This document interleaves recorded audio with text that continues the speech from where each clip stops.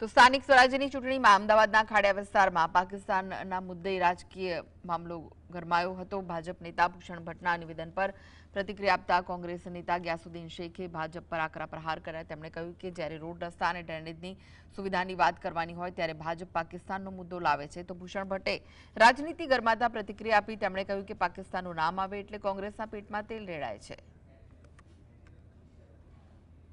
શહેરના વિકાસની વાત કરવાની હોય, પોતાના વિઝનની વાત કરવાની હોય, પરંતુ આ જે સ્થાનિક સ્વરાજની ચૂંટણીની અંદર પણ હવે હિન્દુ મુસ્લિમનો મુદ્દો લઈ આવ્યા છે।